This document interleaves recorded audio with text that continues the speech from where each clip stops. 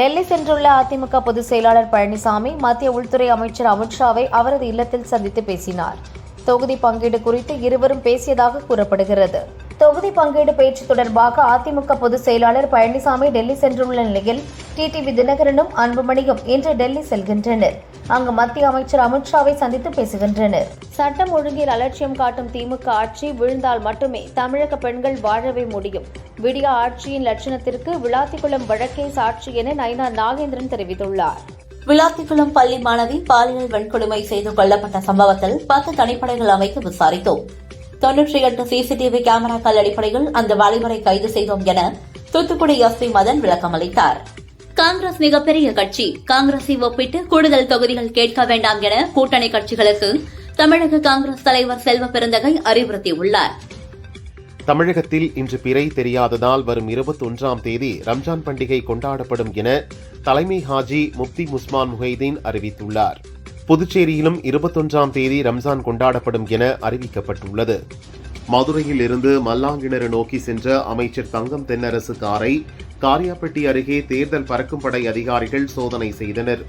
விதிவிலக்கின்றி அனைத்து வாகனங்களையும் சோதனை செய்யப்படுவதாக அதிகாரிகள் தெரிவித்தனர். நடிகை குறித்து சி.வி. சண்முகத்தின் சர்ச்சை பேச்சு குறித்து மாநில மகளிர் ஆணையம் விசாரணை நடத்துகிறது. விசாரணைக்கு பின் சி.வி. சண்முகம் மீது நடவடிக்கை எடுப்பது குறித்து டிஜிபிக்கு பரிந்துரை செய்யப்படும் என தெரிவிக்கப்பட்டுள்ளது. ஜனநாயகன் படத்தை தணிக்கை வாரியம் மறு ஆய்வு செய்த நிலையில் தேர்தல் நடத்தை விதிகளால் தேர்தல் கமிஷனின் ஒப்புதலுக்கு அனுப்பியுள்ளதாகவும் இது முதல் முறை நடக்கும் சம்பவம் என்பதால் தேர்தல் கமிஷனிடம் கேட்டு பதில் சொல்வதாக தமிழக தலைமை தேர்தல் அதிகாரி அர்ச்சனா பட்நாயக் தெரிவித்துள்ளார். பெரியகுளம் தொகுதி எம்எல்ஏ சீட் வாங்கி தருவதாக ஆசிப் ராஜா என்ற திமுக நிர்வாகி மற்றொரு திமுக நிர்வாகி நாகலிங்கத்திடம் 1 கோடி ரூபாய் மோசடி செய்துள்ளார். நாகலிங்கம் புகாரின் அடிப்படையில் இருவரை கைது செய்து 84 லட்சம் ரூபாயை போலீசார் பறிமுதல் செய்தனர். 85 வயதிற்கும் மேற்பட்ட முதியவர்கள் மற்றும் மாற்றுத்திறனாளிகள் தபால் ஓட்டு போடலாம். படிவம் 12Dயை பூர்த்தி செய்து பிஎல்ஓக்களிடம் சமர்ப்பித்து தபால் ஓட்டு சீட்டு பெறலாம் என தேர்தல் ஆணையம் அறிவித்துள்ளது. ரகசியமாக அணு ஆயுதங்களை பரப்பிய வரலாறு கொண்ட நாடு பாகிஸ்தான். அணு ஆயுத நடவடிக்கைகளால் உலகிற்கு பாகிஸ்தான் பெரிய அச்சுறுத்தலை ஏற்படுத்தியுள்ளதாக மத்திய வெளியுறவுத்துறை அமைச்சகத்தின் செய்தி தொடர்பாளர் ரந்தீர் ஜெய்ஸ்வால் கூறியுள்ளார். மத்திய கிழக்கில் பதற்றமான பகுதிகளில் விழிப்புணர்வுடன் விமானத்தை இயக்கவும், விமானத்தின் பாதுகாப்பு தொழில்நுட்ப சோதனைகளை ஆய்வு செய்யவும் இந்திய விமானிகள் சங்கம் விமானிகளுக்கு அறிவுறுத்தியுள்ளது. அமெரிக்கா மற்றும் இஸ்ரேல் ஆகிய நாடுகள் போரை நிறுத்துவதற்கு இதுவே சரியான நேரம் என ஐநா பொதுச் செயலாளர் ஆண்டனியோ குட்ரெஸ் கூறியுள்ளார். போரின் விளைவுகள் போர்க்களத்தை தாண்டி பாதிக்கிறது என்றார். ஈரானுக்கு படைகளை அனுப்பும் திட்டம் ஏதும் இல்லை. மேற்காசியாவிற்கு மட்டுமின்றி உலகிற்கே ஈரான் பெரிய அச்சுறுத்தல். அந்த தீயை அணைக்கவே நான் விரும்பினேன் என அமெரிக்க அதிபர் டிரம்ப் கூறியுள்ளார். ஈரான் போரை முடிவுக்கு கொண்டுவர காலக்கெடு இல்லை. ஈரான் மீதான அமெரிக்காவின் ராணுவ நடவடிக்கைகள் துல்லியமானது என அமெரிக்க பாதுகாப்புத்துறை செயலர் பீட் ஹெக்ஸெட் தெரிவித்துள்ளார். ஈரானின் ஹார்முஸ் ஜலசந்தியில் கப்பல்கள் பாதுகாப்பாக செல்ல உதவ தயார் என நேட்டோ நாடுகள் கூட்டறிக்கை வெளியிட்டுள்ளது. போர் பதற்றத்தால் ரம்ஜான் பண்டிகையின் போது ஐக்கிய அரபு எமிரேட்ஸில் நடத்தப்படும் தொழுகைகளை திறந்த வெளியில் நடத்தாமல் மசூதிக்குள் நடத்தும்படி அந்நாட்டு அரசின் இஸ்லாமிய விவகாரங்களுக்கான பொது ஆணையம் அறிவித்துள்ளது. கச்சா எண்ணெய் விலை உயர்வை தடுப்பதற்காக ஈரான் மீதான எண்ணெய் ஏற்றுமதி தடைகளை தற்காலிகமாக நீக்க அமெரிக்கா முடிவு செய்துள்ளது. நாங்கள் நிதி சந்தைகளில் தலையிடவில்லை என கூறியுள்ளது. அமெரிக்கா ஈரான் இடையிலான போர் தீவிரமடைந்து வரும் நிலையில் ஹார்முஸ் ஜலசந்தி மற்றும் செங்கடலில் பதியப்பட்டுள்ள இணைய கேபிள்கள் தாக்கப்படும். இதனால் இந்தியா உட்பட பல உலக நாடுகளில் இணைய சேவை பாதிக்கும் என்ற அபாயம் உருவாகியுள்ளது. கூட்டணி குறித்து பேசும் நேரத்தில் முதல்வர் ரங்கசாமி ஊர் சுற்றுவது அவரின் விளையாட்டுத்தனத்தை காட்டுகிறது என லட்சிய ஜனநாயக கட்சி தலைவர் ஜோஸ் சார்லஸ் மார்டின் தெரிவித்தார். கூட்டணி வைத்தாலும் நல்லது, வைக்கவில்லை என்றாலும் ரொம்ப நல்லது என்றார். கிருஷ்ணகிரியில் பெய்த ஆலங்கட்டி மழையால் 51 ஏக்கர் விளை பயிர்கள் சேதமடைந்துள்ளதாக விவசாயிகள் வேதனை தெரிவித்தனர். 12 மணி நேரமாக கரையாமல் இருந்த பனிக்கட்டிகளை அகற்றிய விவசாயிகள் அரசு உரிய இழப்பீடு வழங்க கோரிக்கை விடுத்தனர். குஜராத்தில் கள்ள நோட்டுகளை அச்சடித்த புகாரில் பிரபல யோகா சாமியார் பிரதீப் குருஜி உட்பட 7 பேரை கைது செய்த போலீசார் 2,09,00,000 மதிப்பிலான கள்ள நோட்டுகளை பறிமுதல் செய்தனர். சந்தேகம் வரக்கூடாது என்பதற்காக மத்திய அரசின் ஆயுஷ் அமைச்சக லோகோ ஒட்டிய வாகனங்களில் கள்ள நோட்டுகளை எடுத்து சென்றது விசாரணையில் தெரியவந்தது. புதுச்சேரி தேர்தலில் போட்டியிடும் லட்சிய ஜனநாயக கட்சிக்கு தர்பூசணி சின்னத்தை தேர்தல் ஆணையம் ஒதுக்கியுள்ளது.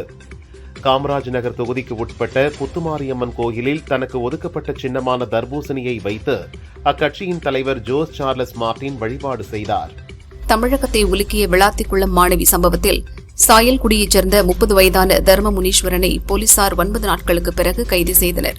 ரகசிய இடத்தில் வைத்து விசாரணை நடக்கிறது. தூத்துக்குடி மாணவி கொலை வழக்கில் தர்ம முனீஸ்வரன் கைது தொடர்பாக அண்ணாமலை கேள்வி எழுப்பியுள்ளார். பல வழக்குகளில் தொடர்புடைய ஆயுள் தண்டனை கைதியான தர்ம முனீஸ்வரன் ஜாமீனில் வெளிவந்தது எப்படி? காவல்துறை ஏன் அவரை கண்காணிக்கவில்லை? மக்களுக்கு உண்மை தெரிய வேண்டும் என்றார். மாநில கட்சியில் உள்ள ஒருவர் தேசிய கட்சியில் உள்ள ஒருவரை நிர்வாக ரீதியாக நட்பு ரீதியாக சந்திப்பதில் என்ன தவறு இருக்கிறது என இபிஎஸ் டெல்லி சென்றது குறித்து கேட்கப்பட்ட கேள்விக்கு தமிழிசை பதிலளித்தார். 90 சீட்டு கொடுப்பதாக பேரம் பேசப்பட்டதாக ஆதவ் அர்ஜுனா கூறியது குறித்த கேள்விக்கு விஜயுடன் பாரதிய ஜனதா எந்த பேச்சுவார்த்தையும் நடத்தவில்லை, ஆதவ் அர்ஜுனா யாரென்றே தெரியாது என நைனா நாகேந்திரன் சொன்னார். தமிழகத்தில் கொலைகள், தற்கொலைகள், உயிரிழப்புகள் ஏற்படுவதற்கு மது மற்றும் கஞ்சா போதையை கட்டுப்படுத்த தவறிய திமுக அரசுதான் காரணம் என அன்புமணி குற்றம் சாட்டியுள்ளார். என் தம்பி அறிவித்த இலவசங்களை கொடுக்க மாதம் ரூபாய் 1 லட்சம் கோடி தேவைப்படுகிறது. எங்கிருந்து எடுத்துக் கொடுப்பீர்கள்? அண்ணன் சீர், மாமன் சீர் எல்லாவற்றையும் சொந்த பணத்தில் கொடுக்க வேண்டுமென விஜயை சீமான் விமர்சித்தார். நடிகை ரஞ்சனா நாச்சியார் பாரதிய ஜனதாவிலிருந்து விலகி தாவேக்காவில் சேர்ந்தார். இப்போது தாவேக்காவிலிருந்து விலகி முதல்வர் ஸ்டாலின் முன்னிலையில் திமுகவில் இணைந்தார். திமுகவை தவிர வேறு கட்சியால் பெண்களுக்கு பாதுகாப்பு கொடுக்க முடியாது என கூறினார். அரசு போக்குவரத்து கழகம், மின்வாரியம், போக்குவரத்து காவல், சிறைத்துறை, தீயணைப்பு மற்றும் மீட்பு பணி ஆகிய அத்தியாவசிய துறைகளைச் சேர்ந்த பணியாளர்களும் தபால் வாக்குகள் செலுத்தலாம் என தேர்தல் ஆணையம் உத்தரவிட்டுள்ளது. கத்தாரில் உள்ள உலகின் மிகப்பெரிய எல்பிஜி ஆலை மீது ஈரான் குண்டு வீசி தாக்குதல் நடத்தியது. இதனால் ஐரோப்பாவில் கேஸ் விலை 2 மடங்கு அதிகரித்துள்ளது. கத்தார் மீது ஈரான் மீண்டும் தாக்குதல் நடத்தினால் ஈரானில் உள்ள உலகின் மிகப்பெரிய எரிவாயு வயல் தகர்க்கப்படும் என அமெரிக்க அதிபர் டிரம்ப் எச்சரிக்கை விடுத்துள்ளார். மத்திய கிழக்கில் நிலவும் போர் சூழல் இந்தியாவுக்கு மட்டுமின்றி சர்வதேச சமூகத்திற்கே ஒரு சோதனை காலம் என இந்தியா கருத்து தெரிவித்துள்ளது. எரிசக்தி நிலையங்கள் மீதான தாக்குதல் தவிர்க்கப்பட வேண்டுமென தகவல் மற்றும் ஒலிபரப்பு அமைச்சக கூட்டத்தில் வலியுறுத்தப்பட்டது. மக்கள் நீதி மய்யம் கட்சியின் நிர்வாகக் குழு அவசர கூட்டம் கமல் தலைமையில் நாளை மாலை சென்னை அண்ணா நகரில் நடக்க உள்ளது. சட்டமன்ற தேர்தல் குறித்து நிர்வாகிகளுடன் ஆலோசனை நடத்துகிறார். ஏதாவது மாயாஜாலம் செய்து வெற்றி பெறலாம் என நினைக்கிறார்கள். ஆனால் யார் எந்த மாயாஜாலம் செய்தாலும், எந்த மஸ்தான் வித்தை காட்டினாலும் தமிழகத்தில் திமுக தலைமையிலான கூட்டணிதான் வெற்றி பெறும் என செல்வ பெருந்தகை தெரிவித்துள்ளார். திமுக கூட்டணியில் டார்ச் லைட் சின்னத்தில் போட்டியிட விரும்புகிறோம், உதயசூரியன் சின்னத்தில் போட்டியிட விருப்பம் இல்லை என மக்கள் நீதி மய்யம் கட்சியின் பொதுச் செயலாளர் அருணாச்சலம் கூறினார். உண்மையான பிக் பாஸ் நான்தான். எனது ஆட்சியில் குற்றவாளிகள் ஓடவும் முடியாது, ஒழியவும் முடியாது என சீமான் கூறினார். தமிழகத்தில் நமது ஆட்சி வந்த பிறகு பெண்கள் நடுராத்திரியில் கூட தனியாக செல்லலாம், ஒருவன் தொடமாட்டான் என்றார். சட்டசபை தேர்தலை முன்னிட்டு சென்னை சத்தியமூர்த்தி பவனில் எம்பி கார்த்தி சிதம்பரம் தலைமையிலான காங்கிரஸ் தேர்தல் அறிக்கை தயாரிப்பு குழுவினர் ஆலோசனை நடத்தினர். மத்திய உள்துறை அமைச்சர் அமித்ஷாவை சந்திக்க நேரம் கேட்டுள்ளோம், இன்னும் ஒதுக்கப்படவில்லை. டெல்லிக்கு எதற்காக வந்தேன் என்பதை நாளை சொல்கிறேன் என அதிமுக பொதுச் செயலாளர் பழனிசாமி கூறினார். பாரதிய ஜனதா தேர்தல் அறிக்கை இறுதிக்கட்டத்தில் உள்ளது. விரைவில் மாநில தலைவர் நைனா நாகேந்திரனிடம் ஒப்படைக்கப்படும் என அக்கட்சியின் மூத்த தலைவர் தமிழிசை சொன்னார். எங்களுக்கு ஒருமுறை வாய்ப்பு கொடுங்கள், கொடுத்த வாக்குறுதிகளை நிறைவேற்றவில்லை என்றால் என்னை கல்லெடுத்து அடியுங்கள் என வாக்குறுதிகளை அறிவித்த பின் சீமான் கூறினார். அதிமுக பாரதிய ஜனதா கூட்டணி பேச்சுவார்த்தை சுமூகமாக நடந்து வருகின்றன. தொகுதி பங்கீடு பேச்சுவார்த்தைகள் இறுதிக்கட்டத்தை எட்டியுள்ளன என்று தமிழக பாரதிய ஜனதா தலைவர் நைனா நாகேந்திரன் கூறியுள்ளார். புதுச்சேரியில் பாரதிய ஜனதா என்ஆர் காங்கிரஸ் இடையே மீண்டும் தொகுதி பங்கீடு பேச்சுவார்த்தை நடக்கவுள்ளது. பேச்சுவார்த்தைக்காக மத்திய அமைச்சர் மன்சுக் மாண்டவியா புதுச்சேரி வருகிறார். காரைக்கால் ஸ்ரீ கோதண்டராமர் கோயிலில் ஸ்ரீ ராமநவமி பிரம்மோற்சவ விழா கொடியேற்றம் விமர்சையாக நடந்தது. ஸ்ரீ சீதாராம திருக்கல்யாணம் 25ஆம் தேதியும் 27ஆம் தேதி ஸ்ரீ ராமநவமி உற்சவமும் நடைபெறவுள்ளது. திமுக மநீம இடையே நடந்த 2ஆம் கட்ட தொகுதி பங்கீடு பேச்சுவார்த்தையில் 2 தொகுதிகளை மட்டுமே ஒதுக்க திமுக முன்வந்துள்ளதாக தகவல் வெளியாகியுள்ளது. இரு கட்சிகளுக்கும் இடையே இன்று ஒப்பந்தம் கையெழுத்தாகும் என்று கூறப்படுகிறது. ஜவுளி ஏற்றுமதியில் தமிழகம் கடந்த 4 ஆண்டுகளில் 29% வளர்ச்சியடைந்து குஜராத்தையும் மகாராஷ்டிராவையும் பின்னுக்கு தள்ளி முதலிடம் பிடித்துள்ளதென முதல்வர் ஸ்டாலின் கூறியுள்ளார். நாம் தமிழர் கட்சியின் தேர்தல் அறிக்கையை சீமான் வெளியிட்டார். ஜனாதிபதி மக்களை தேர்வு செய்ய அரசியலமைப்பு சட்டத்தை திருத்தம் செய்வோம். படிப்படியாக ஓராண்டிற்குள் மதுக்கடைகள் மூடப்படும். மாணவர்களின் கல்விக்கடன் முற்றிலுமாக ரத்து செய்யப்படும் என வாக்குறுதி அளித்துள்ளார். நாம் தமிழர் கட்சி ஆட்சிக்கு வந்தால் சென்னை, திருச்சி, கோவை, மதுரை, கன்னியாகுமரி என 5 தலைநகரங்கள் ஏற்படுத்தப்படும் என சீமான் வாக்குறுதி அளித்துள்ளார். கூட்டணி குறித்த முடிவை 2 நாளில் பாமக நிறுவனர் ராமதாஸ் அறிவிப்பார் என அக்கட்சியின் கௌரவ தலைவர் ஜி.கே. மணி தெரிவித்துள்ளார். எந்த கூட்டணி சரியாக இருக்கும் என்பது பற்றி முடிவெடுக்க தாமதமாகிவிட்டது என்றார். சிலிண்டர் விலை உயரவில்லை என்கிறார்கள். ஆனால் டீ கடையில் சிலிண்டர் விலை உயர்வால் 12 ரூபாய் டீ 15 ரூபாய், 15 ரூபாய் காஃபி 20 ரூபாய்க்கு உயர்த்தப்பட்டுள்ளதாக சொல்கிறார்கள். இதை யாரிடத்தில் முறையிடுவது? முதல்வரிடமா, பிரதமரிடமா என தாவேகா நிர்வாகி நாஞ்சில் சம்பத் கேள்வி எழுப்பியுள்ளார். சமையல் கேஸ் முன்பதிவு செய்த வாடிக்கையாளர்கள் காத்திருக்க வேண்டும் என்று மத்திய அரசு தெரிவித்துள்ளது. மக்கள் பதற்றத்துடன் முன்பதிவு செய்யவோ விநியோக நிறுவனத்திற்கு செல்லவோ வேண்டாம் என்றும் அறிவுறுத்தியுள்ளது. தெலுங்கு, கன்னட மொழி பேசும் எனதொருமை திராவிட உடன்பிறப்புகள் அனைவருக்கும் உளம் நிறைந்த யுகாதி நல்வாழ்த்துக்கள் என முதல்வர் ஸ்டாலின் தெரிவித்துள்ளார். சென்னை அறிவாலயத்தில் திமுக வேட்பாளர்களிடம் 3வது நாளாக முதல்வர் ஸ்டாலின் இன்று நேர்காணல் நடத்துகிறார். கோவை, ஈரோடு, கரூர், நீலகிரி, திருப்பூர், கிருஷ்ணகிரி, திண்டுக்கல் மாவட்ட வேட்பாளர்களுடன் நேர்காணல் நடைபெறுகிறது. சென்னை பெரம்பூரில் தவேக தலைவர் விஜய் போட்டியிட்டால் அவரை எதிர்த்து திமுக சார்பில் அமைச்சர் சேகர்பாபு அல்லது நடிகர் சத்யராஜ் மகள் திவ்யாவை களமிறக்க திட்டமிட்டுள்ளதாக கூறப்படுகிறது. அதிமுக பொதுச் செயலாளர் பழனிசாமி திடீரென டெல்லி சென்றார்.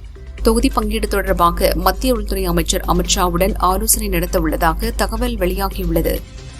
தவேகாவுக்காக காத்திருந்தது போதும், அதிமுகவுடன் தொகுதி பங்கீடு பேச்சை விரைவாக துவக்கவும் என கட்சி மேலிடத்தை பாஜகவினர் நெருக்க துவங்கியுள்ளனர்.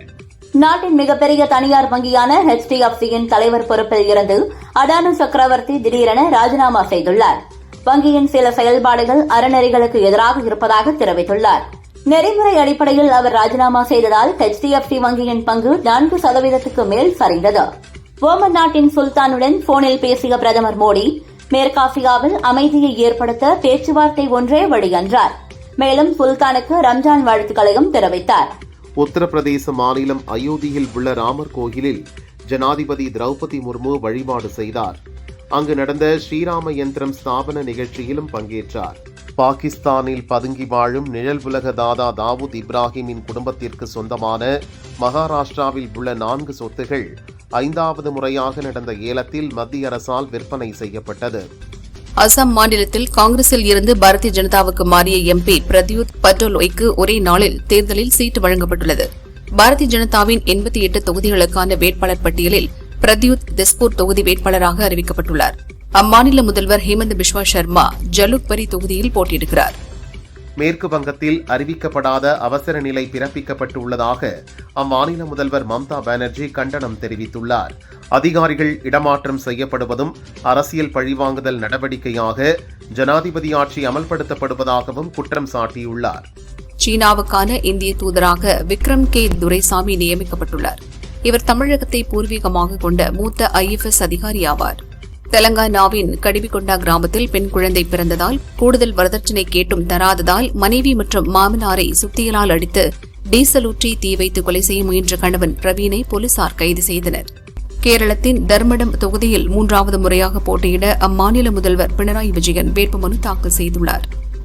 லோக்சபா எதிர்க்கட்சித் தலைவர் ராகுல் ஒரு தாதா போல பொறுப்பற்ற வகையில் நடந்து கொள்கிறார். அவரது செயல்பாடுகள் பெண்களுக்கு மிகுந்த அசௌகரியத்தை ஏற்படுத்துகிறது என பாஜக MP கங்கனா ரணாவத் கூறியுள்ளார். கோவை மேட்டுப்பாளையம் அருகே தென் திருப்பதி ஸ்ரீவாரி கோவிலில் யுகாதி தெலுங்கு வருட பிறப்பையொட்டி மலையப்ப சுவாமி தங்க ரதத்தில் எழுந்தருளி திருவீதி உலா வந்து பக்தர்களுக்கு அருள் பாலித்தார். இதில் திரளான பக்தர்கள் சாமி தரிசனம் செய்தனர். திருச்சி காளிகா பரமேஸ்வரி கோவில் பிரம்மோற்சவ விழாவில் தேரோட்டம் வெகு விமரிசையாக நடந்தது. ஏராளமான பக்தர்கள் தேரை வடம் பிடித்து இழுத்தனர். காஞ்சிபுரம் ஸ்ரீ வரதராஜ பெருமாள் கோயிலில் தெலுங்கு வருடப்பிறப்பான யுகாதி பண்டிகையையொட்டி ஸ்ரீதேவி பூதேவி சமேத வரதராஜ பெருமாளுக்கு சிறப்பு திருமஞ்சனம் நடைபெற்றது. ஏராளமான பக்தர்கள் கலந்து கொண்டு சுவாமி தரிசனம் செய்தனர். திருப்பதி திருமலை ஏழுமலையான் கோயிலில் யுகாதி ஆஸ்தானம் இன்று சிறப்பாக கொண்டாடப்பட்டது. 10 டன் மலர்களால் அலங்காரம் செய்யப்பட்டு கோவில் ஜொலித்தது. தேவஸ்தான அதிகாரிகள் மற்றும் ஏராளமான பக்தர்கள் கலந்து கொண்டனர். திருச்செந்தூர் முருகன் கோயிலில் மார்ச் மாத உண்டியல் காணிக்கையாக ரூபாய் 4.36 கோடி பணம் மற்றும் 1 கிலோ தங்கம் பெறப்பட்டுள்ளது. ஸ்ரீரங்கம் அரங்கநாத சுவாமி கோயிலில் தெலுங்கு வருட பிறப்பை முன்னிட்டு சிறப்பு வழிபாடு நடந்தது. இதையொட்டி நம்பெருமாள் ஆழ்வார்களுடன் சிறப்பு புறப்பாடும் நடைபெற்றது. மாதாந்திர பராமரிப்பு பணிகள் காரணமாக பழனி தண்டாயுதபாணி கோயிலில் ரோப்கார் சேவை நாளை ஒருநாள் மட்டும் இயங்காது என கோயில் நிர்வாகம் அறிவித்துள்ளது. விழுப்புரம் மாவட்டம் மேல்மலையனூரில் உள்ள அங்காளம்மன் கோயிலில் நடந்த ஊஞ்சல் உற்சவத்தில் தாவேக பொதுச் செயலாளர் ஆனந்த் பங்கேற்றார். தமிழகம் மற்றும் புதுச்சேரியில் தாவேக சார்பில் போட்டியிடும் வேட்பாளர் பட்டியலை அம்மன் முன் வைத்து சிறப்பு வழிபாடு நடத்தினார். மதுரை தூத்துக்குடி நெடுஞ்சாலையில் ஆவியூர் பகுதியில் திருச்செந்தூருக்கு சென்ற புதுச்சேரி முதல்வர் ரங்கசாமியின் காரிலும் தேர்தல் பறக்கும் படையினர் சோதனை நடத்தினர். தேர்தல் நடத்தை விதிகள் அமலுக்கு வந்ததைத் தொடர்ந்து சென்னை ஏர்போர்ட்டின் கார்கோ பகுதியில் சிறப்பு அதிகாரிகளை தேர்தல் ஆணையம் நியமித்துள்ளது. தங்கம், வெள்ளி, எலக்ட்ரானிக் பொருட்கள், கணக்கில் இல்லாத பணம் ஆகியவற்றை உடனடியாக பறிமுதல் செய்ய அறிவுறுத்தியுள்ளது. சென்னையில் உள்ள தென்மண்டல வானிலை மையத்தின் தலைவராக சிவானந்த தாமோதர பை இன்று பொறுப்பேற்றுக் கொண்டார். 1992 வானிலை ஆய்வு மையத்தில் விஞ்ஞானியாக சேர்ந்தது குறிப்பிடத்தக்கது. சென்னையைச் சேர்ந்த அன்பு என்பவர் திருப்பதி தேவஸ்தானம் அருகில் தனது ரூபாய் 10 லட்சம் மதிப்பிலான தங்கச் செயினை விட்டுவிட்டு சென்றுவிட்டார். தேவஸ்தான ஊழியர்கள் அறையை சுத்தம் செய்யும் போது தங்கச் செயினை எடுத்து தேவஸ்தானத்தில் ஒப்படைத்தனர்.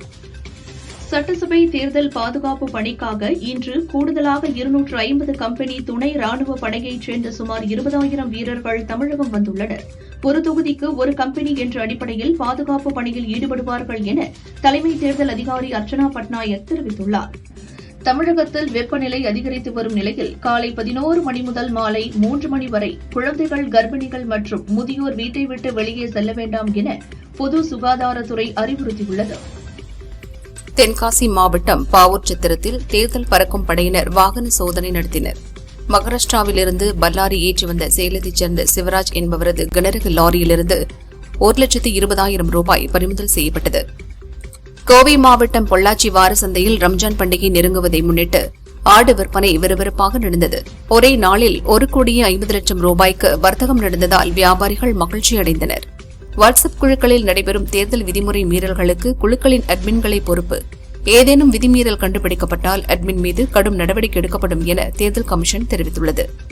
சென்னையில் ஆபரண தங்கம் விலை ஒரே நாளில் ரூபாய் 5,360 குறைந்துள்ளது. காலையில் ரூபாய் 2,160 குறைந்த நிலையில் மாலையில் மீண்டும் ரூபாய் 3,200 குறைந்து 1 கிராம் 13,900 ரூபாய்க்கும் ஒரு சவரன் 1,11,200 ரூபாய்க்கும் விற்பனையாகிறது. தமிழகத்தில் ஏப்ரல் 23ஆம் தேதி சட்டசபை தேர்தல் நடக்க உள்ளதால் அன்றைய தினம் அரசு மற்றும் தனியார் நிறுவன ஊழியர்களுக்கு சம்பளத்துடன் கூடிய விடுமுறை வழங்க தேர்தல் கமிஷன் உத்தரவிட்டுள்ளது. பங்குனி உத்தர திருவிழாவை கொண்டாடும் வகையில் வரும் ஏப்ரல் 1ஆம் தேதி நெல்லை மாவட்டத்திற்கு உள்ளூர் விடுமுறை அறிவித்து மாவட்ட கலெக்டர் சுகுமார் உத்தரவிட்டுள்ளார். வளிமண்டல கீழடுக்கு சுழற்சி காரணமாக தமிழகத்தில் சில இடங்கள் மற்றும் புதுச்சேரியில் இன்றும் நாளையும் இடி மின்னலுடன் மிதமான மழை பெய்ய வாய்ப்புள்ளதாக வானிலை மையம் தெரிவித்துள்ளது. வேலூர் மாவட்டத்தில் நள்ளிரவில் பலத்த காற்றுடன் பெய்த மழையால் வேலூர் கலெக்டர் அலுவலகத்தில் இருந்த மரம் முறிந்து விழுந்தது. இதில் சப் கலெக்டர் மற்றும் தேர்தல் அதிகாரிகளின் கார்கள் சேதமடைந்தன. கோவை மாவட்டம் மேட்டுப்பாளையம் மற்றும் அன்னூர் பகுதிகளில் சூறாவளி காற்றுடன் ஆலங்கட்டி மழை கொட்டியது. ஆலங்கட்டி மழையால் 3,000க்கும் மேற்பட்ட வாழை மரங்கள் முறிந்து நாசமாயின. ராமநாதபுரம் வழுதூர் மின் உற்பத்தி நிலையத்தில் தீப்பிடித்து 1 கிலோமீட்டர் தூரத்திற்கு தீ பரவியது. 2 மணி நேரம் போராடி தீயணைப்பு வீரர்கள் தீயை அணைத்தனர். மகிழ்ச்சியான நாடுகளின் பட்டியலில் பின்லாந்து 9வது முறையாக முதலிடத்தை பிடித்துள்ளது. பட்டியலில் இந்தியா 116வது இடத்தில் உள்ளது. அமெரிக்கா மற்றும் இஸ்ரேலுக்கு ஆதரவாக செயல்பட்டதாகவும் காவல்துறை அதிகாரிகளை கொலை செய்த குற்றத்திற்காகவும் கைது செய்யப்பட்ட 3 பேருக்கு மரண தண்டனை நிறைவேற்றப்பட்டதாக ஈரான் அரசு தெரிவித்துள்ளது. பாகிஸ்தான் கராச்சியில் பெய்த கனமழை மற்றும் புயல் சூறாவளியால் 19 பேர் மரணமடைந்துள்ளனர். சாலைகளில் மழைநீர் பெருக்கெடுத்து ஓடுகிறது. ஈரான் இஸ்ரேல் இடையேயான போர் 20வது நாளாக இன்றும் தொடர்கிறது. தாக்குதலை நிறுத்தக் கோரி ஈரானுக்கு சவுதி வெளியுறவு அமைச்சர் ஃபைசல் பின் பர்ஹான் எச்சரிக்கை விடுத்துள்ளார். சூரிய மேற்பரப்பு வெப்பம், புயல், துகள்கள் பற்றி ஆய்வு செய்ய 2018ஆம் ஆண்டு அமெரிக்காவின் நாசா பார்க்கர் 9 விண்கலத்தை அனுப்பியது. இது தற்போது சூரியனின் மேற்புறத்தில் இருந்து 62 லட்சம் கிலோமீட்டர் தூரம் என்ற அளவில் நெருங்கியுள்ளது. சூரியனில் இருந்து 15 கோடி கிலோமீட்டர் தூரத்தில் பூமி உள்ளது என்பது குறிப்பிடத்தக்கது. ஹார்முஸ் ஜலசந்தியை பாதுகாக்க போர்க்கப்பல்களை அனுப்பாத நட்பு நாடுகளுக்கு அமெரிக்க அதிபர் டிரம்ப் கண்டனம் தெரிவித்துள்ளார். ஈரான் மீதான ராணுவ நடவடிக்கைகளை தீவிரப்படுத்தி அந்நாட்டை விரைவில் முடிக்கப் போகிறோம் என்று தெரிவித்துள்ளார். கத்தாரில் உள்ள உலகின் மிகப்பெரிய எல்பிஜி ஆலை மீது ஈரான் குண்டு வீசி தாக்குதல் நடத்தியது. மிகப்பெரிய சேதம் ஏற்பட்டதால் சர்வதேச அளவில் எரிவாயு தட்டுப்பாடு அபாயம் ஏற்பட்டுள்ளது. ஈரான் மீது இருந்த கொஞ்ச நஞ்ச நம்பிக்கையும் சிதைந்துவிட்டது. ஈரானின் மிரட்டல் முயற்சியை கண்டு நாங்கள் அச்சப்படவில்லை. ராணுவ ரீதியாக பதிலடி கொடுக்கும் உரிமை சவுதிக்கு உள்ளது. ஈரானுக்கு சவுதி இளவரசர் ஃபைசல் பின் ஃபர்ஹான் எச்சரிக்கை விடுத்துள்ளார். முதன்முறையாக சென்னை சூப்பர் கிங்ஸ் அணிக்காக விளையாட இருக்கும் சஞ்சு சாம்சனின் 11வது நம்பர் ஜெர்சியை சிஎஸ்கே வெளியிட்டது. ராஜஸ்தான் ராயல்ஸ் அணியிலும் 11வது நம்பர் ஜெர்சியுடன் தான் விளையாடினார். நடிகர் சிவகார்த்திகேயன் படங்களும் தயாரிக்கிறார். சமீபத்தில் இவர் தயாரிப்பில் வெளியான தாய்க்கிழவி படம் வரவேற்பை பெற்றது. அடுத்து இவரது தயாரிப்பில் உருவாகும் படத்தை அம்மமுத்து சூர்யா என்பவர் இயக்குகிறார். இவர் இயக்கும் படம் 2023இல் கன்னடத்தில் வெளியாகி வரவேற்பை பெற்ற ஹாஸ்டல் ஹூடுகாரு பேககிடாரி என்ற படக்கதையாம். இதன் ரீமேக் உரிமையை வாங்கிதான் சிவகார்த்திகேயன் தமிழில் தயாரிக்கிறாராம். ரன்வீர் சிங் நடித்துள்ள துரந்தர் 2 படம் இன்று வெளியானது. இப்படத்தின் சிறப்பு காட்சியை பார்த்து ராம்கோபால் வர்மா வெளியிட்ட பதிவில், துரந்தர் 2 படம் ஷோலே படத்தை விட 100 மடங்கு பிரம்மாண்டமாக இருக்கிறது. இதற்கு முன் வந்த அனைத்து படங்களையும் இது மிஞ்சும். நியூ சினிமாட்டிக் வரிசையில் இது புதிய பிறப்பு. இயக்குனர் என்ற வார்த்தையின் உச்சரிப்பை இனி ஆதித்யா தர் பெயரில்தான் துவங்கப் போகிறது என்றார். இருட்டு, தலைநகரம் 2 படங்களுக்கு பிறகு வி.இசட் துரை இயக்கத்தில் சுந்தர் சி மீண்டும் ஹீரோவாக நடிக்கிறார். இது திகில் கலந்த பேய் படமாக உருவாகிறது. யோகி பாபு, பாலிவுட் நடிகர் ஒருவரும் முதன்மை வேடத்தில் நடிக்கின்றனர். சுந்தர் சி தற்போது மூக்குத்தியம்மன் 2, புருஷன் ஆகிய படங்களை இயக்குகிறார். இதனை முடித்துவிட்டு மே மாதம் முதல் இப்படப்பிடிப்பில் பங்கேற்கிறார். தேர்தல் வெற்றி, யுகாதி மற்றும் பிரேமலதா பிறந்தநாளை ஒட்டி திருப்பதி ஏழுமலையான் கோயிலில் தேமுதிக பொதுச் செயலாளர் பிரேமலதா தனது மகன்களுடன் சாமி தரிசனம் செய்தார். கன்னடத்தில் உருவாகியுள்ள கேடி தி டெவில் படத்தில் இருந்து சமீபத்தில் சஞ்சய் தத், நோரா பதிகி ஆடிய பாடலை 5 மொழிகளில் வெளியிட்டனர். ஹிந்தி பாடலில் ஆபாசமான வரிகள் இருப்பதாக எதிர்ப்புகள் கிளம்ப அந்த பாடல் மட்டும் நீக்கப்பட்டது. இதுபற்றி நோரா கூறுகையில், சஞ்சய் தத் நடித்திருக்கிறார் என்ற ஒரே காரணத்திற்காக இதில் ஆட ஒப்புக்கொண்டேன். ஹிந்தியில் பாடல் வரிகள் மோசமாக இருப்பதை உணர்ந்து இயக்குநர் பிரேமிடம் இந்த பாடல் நமக்கு பின்னடைவை தரும் என கூறினேன். தற்போது கண்டனத்திற்கு ஆளாகி பாடல் நீக்கப்பட்டுள்ளது. பாடலில் எனது AI படங்களையும் பயன்படுத்தியுள்ளனர். அது என் தொழில் மதிப்பை குறைக்கும் விதமாக உள்ளது என்கிறார். கடந்த ஆண்டு வெளியாகும் என்று எதிர்பார்க்கப்பட்ட கருப்பு, லவ் இன்சூரன்ஸ் கம்பெனி ஆகிய படங்களின் வெளியீட்டு அறிவிப்பும் லீடர் படத்தின் வெளியீட்டு அறிவிப்பும் நேற்று ஒரே நாளில் வெளியாகின. சூர்யாவின் கருப்பு மே 14இலும், பிரதீப்பின் LIK ஏப்ரல் 3இலும், சரவணனின் லீடர் ஏப்ரல் 9இலும் வெளியாகும் என அறிவித்துள்ளனர். ரன்வீர் சிங் நடித்துள்ள துரந்தர் 2 படத்தில் பிரதமர் மோடி பதவியேற்பது, பண மதிப்பிழப்பை அறிவிப்பது போன்ற காட்சிகள் இடம்பெற்றுள்ளதாக தகவல் வெளியாகியுள்ளது.